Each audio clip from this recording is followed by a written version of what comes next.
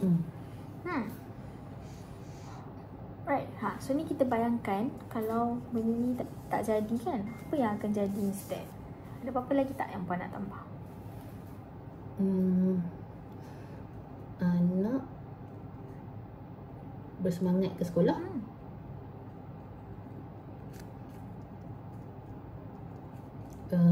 Confident meningkat.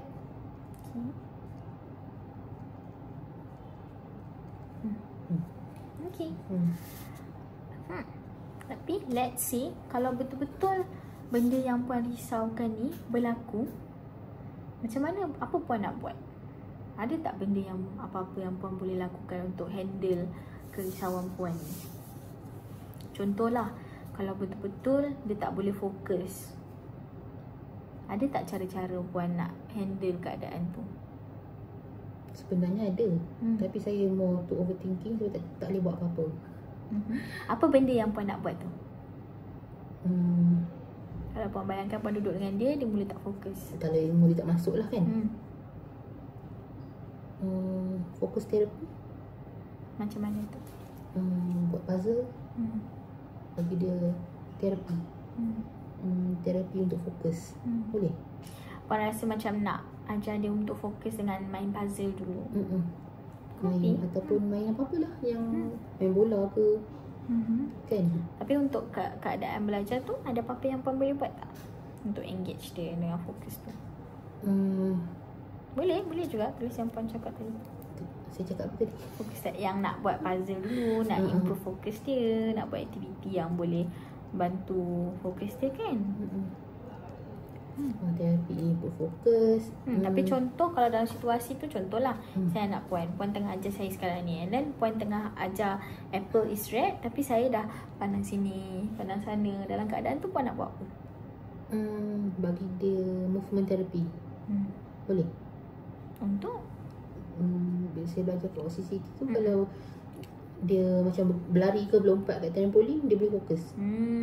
Maksudnya sambil buat tu, sambil bagi dia take 5. So gunakan teknik yang puan belajar dekat occupational therapist tu kan. Boleh tulis gunakan teknik yang occupational therapy saja. Teknik OCCT. Apply teknik. Kan?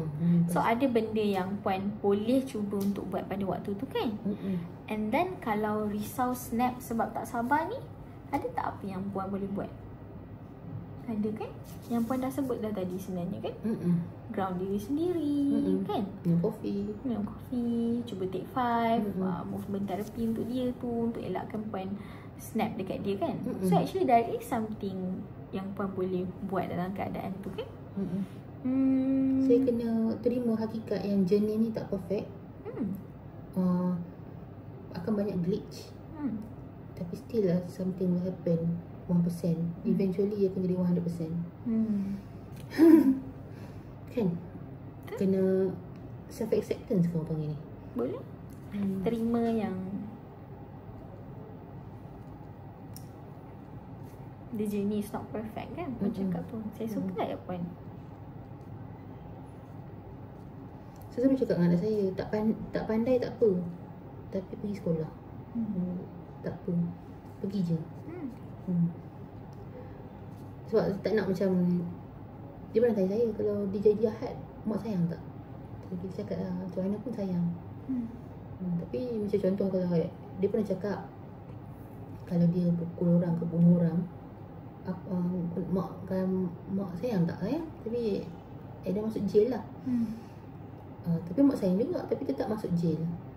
Lepas tu saya geram, saya tak terima dengan soalan itu. Saya tunjuk gambar orang kena pukul kat jail. Macam ni kat jail nak masuk tak? Untuk ajar dia lah mana yang betul, yang kena rotan bontot tu kan. Yang penjara Melaka tu. Budak-budak tu nangis tu kan. Tunjuk anak macam ni. Untuk bagi dia faham lah consequences yang akan dapat kan. Saya kalau dia buat macam pelik-pelik kan, contoh main lipstick saya tak marah dia. Saya nak marah, tapi saya takut saya cakap mulut saya celupar.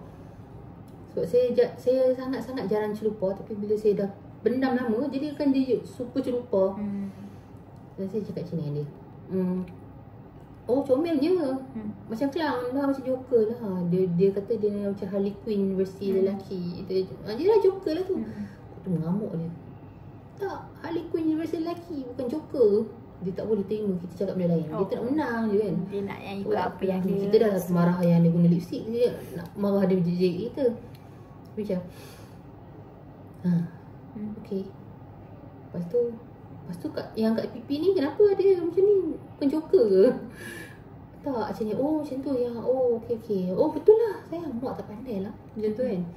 Kena engage dengan dia lah. Engage dengan dia. Lepas tu divert attention dia ke tempat lain. And then saya simpan lipstick senyap-senyap. So sebenarnya banyak kan sebenarnya teknik-teknik yang puan pun dah belajar, puan dah biasakan untuk deal dengan dia. So walaupun mungkin akan jadi benda-benda yang tak best tu lah, yang kalau boleh kita rasa susah nak hadap. Tapi bila benda tu berlaku sebenarnya puan tahu nak guna cara apa kan. Saya paling takut yang kes Zain Ryan tu. Yang kata mak dia yang buat dekat anak dia kan. Dia takutnya. Saya ni ada satu macam ni. Teruknya mak dia tu. Kalau saya dah start fikir tu kan, benda tu akan berlaku kat aku. Tak tahu aku buat macam tu. Takut gila. Saya ada macam kan, bila datang fikiran macam tu, puan boleh tanya soalan-soalan yang sama juga. Macam ni sekarang ni ada ke clue yang aku takkan buat pun benda-benda macam tu. Benda tu takkan jadi kan. Macam sekarang ada. Kan. Sorry. It's okay. Boleh. So maksudnya sometimes macam dia cakap kat saya macam ni lah. Bila kita risau tentang sesuatu, memang mudah untuk kita imagine benda yang paling teruk. So macam mana kita nak come back daripada fikiran-fikiran yang buruk tu dengan tengok kat mana kita sekarang. Sebab kadang-kadang benda yang buruk sangat tu sebenarnya jauh lagi, tak sampai lagi kan. Sebenarnya bila kita tengok balik situasi kita sekarang ni, mungkin banyak yang boleh bagi clue kat kita yang benda tu benda kita hadapi sekarang ni tak ke arah tu pun. Contohlah kan, macam puan cakap risau anak kena bully atau rejected by friends. Kalau betul-betul, saya tak doakan lah kan, tapi contoh situasi ni berlaku lah, risau anak puan kena bully, puan ada apa yang puan akan buat pada waktu tu? Kalau dia bully orang? Kalau dia kena bully. Kalau dia kena bully, saya akan contact cikgu. Saya tak nak mengamuk dalam grup WhatsApp. Saya akan jumpa cikgu, suruh cikgu tu nasihatkan ibu bapa dia lah. Sebab saya tak nak ada rasa buruk sangka kat budak lain. Saya tahu kadang-kadang mungkin dia ada trauma kat rumah. Mungkin dekat rumah dia kena bully dengan parents dia. Kat sekolah dia bully orang kan. Saya takut juga macam tu. Kesian kat budak tu. At the same time saya tak nak macam orang tahu saya tegur dia. Saya nak macam ada third party. Maksudnya puan nak pastikan proses tu smooth untuk pastikan anak puan selamat, tak ada konflik. Tapi tak ada konflik juga kan. Maksudnya puan pun dah fikir dah actually kalau benda ni betul jadi, ada jalan untuk deal dengan benda ni kan. Puan rasa saya kena tak fikir macam tu. Macam okay, apa akan jadi kalau anak saya kena bully? Boleh tak saya buat satu buku manual? Otak saya memang mesti tengok over planning supaya saya rasa selamat. Tapi sekarang pun puan boleh fikir kan, macam mana puan nak handle benda tu. Mungkin untuk fasa awal ni bolehlah tulis macam ni, apa yang saya akan buat, kan. So baru kita nampak sebenarnya kerisauan-kerisauan kita ni, kita ada je action yang kita boleh ambil untuk deal dengan masalah tu. Dan soalan terakhir dia, puan rasa kalau benda-benda ni berlaku, puan buat benda-benda yang puan plan untuk buat tu, lama kelamaan akan okey tak sebenarnya? Akan. Sebab setiap orang dah ada journey masing-masing. Qada dan qadar. Kan? Sebenarnya lah. Tapi kadang-kadang ada time tu dia refuse nak fikir macam tu kan. Dia nak anak tu yang terbaik. One day apa jadi kan. So it's a good question to ask lah. Macam let's see kalau benda ni betul berlaku, anak tak fokus, okay, saya boleh cuba guna teknik dan eventually saya akan okay tak? Ataupun saya risau sangat, saya akan snap dekat anak. Contohlah kalau saya betul-betul tersnap dengan anak, ada tak benda-benda yang saya boleh buat? Saya boleh minta maaf dengan dia ke? Dan saya boleh kontrol diri saya ke? Kan eventually how will it be? Kalau saya snap, tulis ni minta maaf dengan anak, minta mak saya intervene boleh? Third party intervention.